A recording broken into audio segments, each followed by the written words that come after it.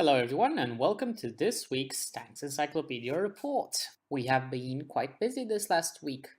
We have published the first illustrations paid for with funds from our Patreon campaign. We'll talk about the article later, but I'd like to thank all of our Patreon supporters and especially Golem, who we have named the patron of this article. While we're talking about illustrations, another amazing thing happened last week. One of our illustrators, Escodrion, was trying to draw the tank Mark 6. He did a pretty good job at it, and I sent his work to the author of the article, Craig Moore, to double check it. Within a day, Craig answered by sending me another illustration done by himself. Craig had little to no experience with illustrations, and still he did an amazing job, which we published. I still haven't found my jaw after it fell to the floor when I saw it the first time. One more thing. Joshua Martinez, a veteran member of ours, will be taking over editing for these videos. Let's wish him the best of luck with the new job. Now, onwards to the articles. First off, let's hear from Dewald and the Badger infantry fighting vehicle.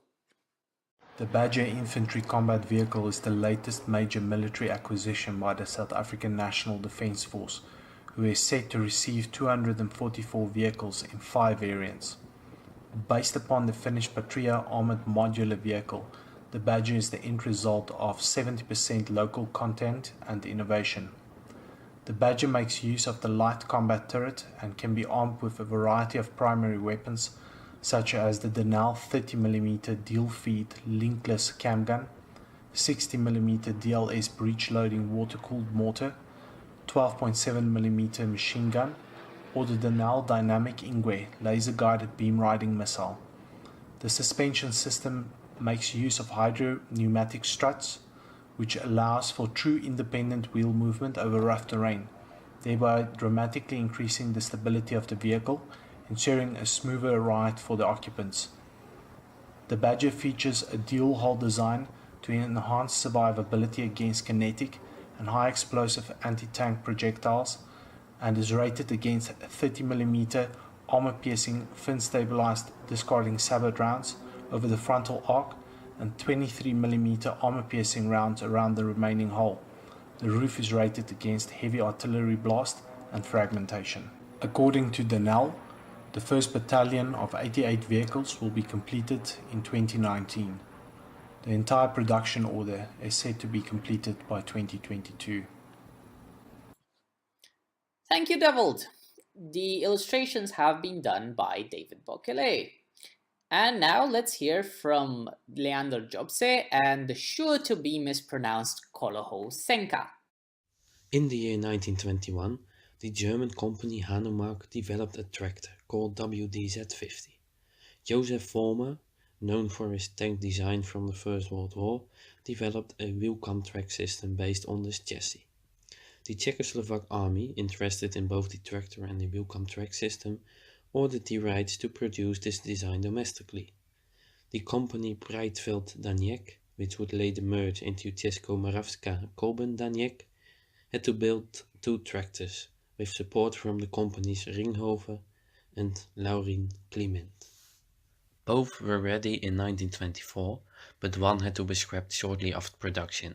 The other received an armored superstructure and a turret with comparable design as the Renault FT. The vehicle received the name Koloho-Senka 50, as it was powered by a 50 horsepower engine.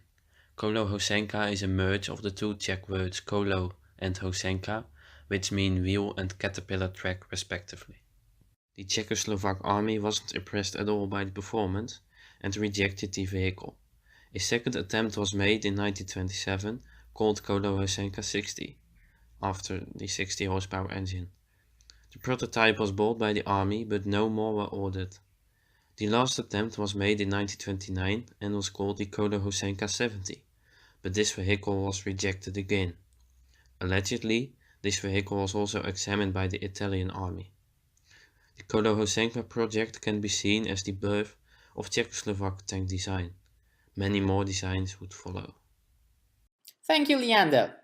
This article had been published for a while, but we chose to republish it because we finally managed to add the illustrations to it, done by Bernard Escottian Baker.